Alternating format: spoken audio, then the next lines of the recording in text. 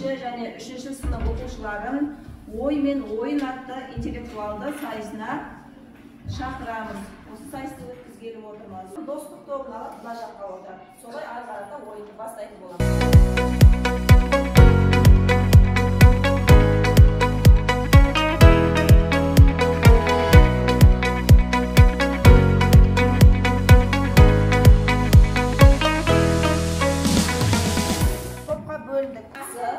Енді екінші атасы сақ қаншайымы әділқазылар сіздерді тудан не билейді? Мемлекеттік тудан не билейді? Күн ойын. Жақсы. Көру мүшесін атаңыз. Достық тобының ойыны. Әділқазылар есепте отыратын болады. Бонусқасы дұрыс айтты. Қандай уақытта сағаттың тілдері тік бұрышта орналасады? Айзара жауап берді сұңқар тобынан. 3 балл санды тап дейді.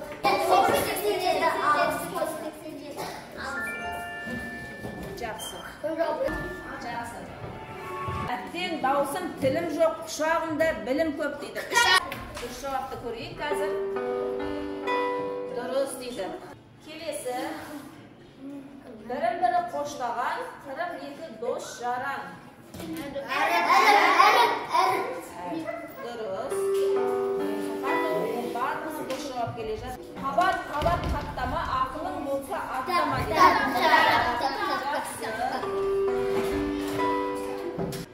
Үш тілі бар, қылдаған күні бар. Сағат.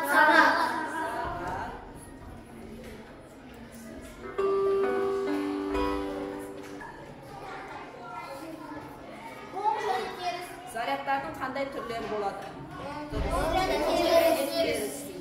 Жақсы.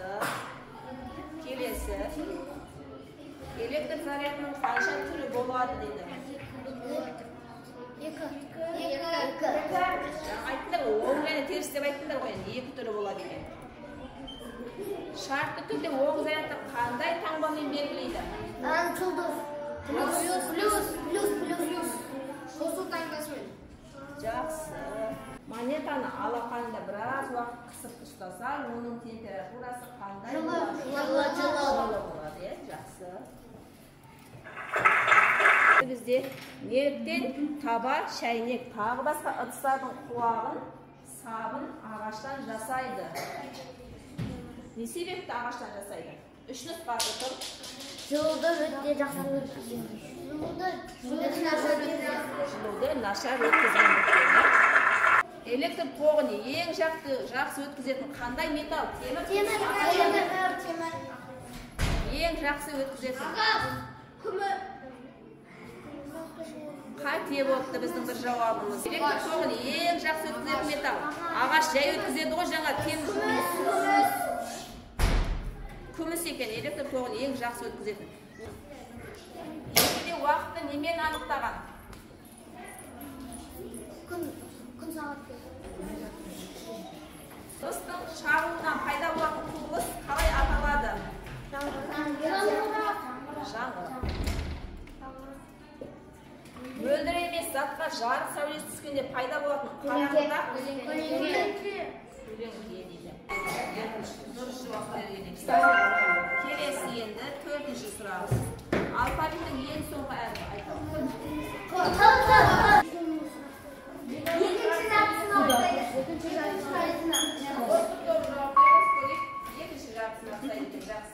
Сексенді сенден бұрын келеді.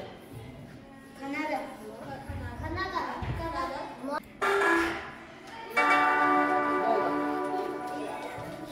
Әдесіне жетті. Сіздерге білімдерімізді шыңдап әрдеде жақсы оқуларына тілектеспін.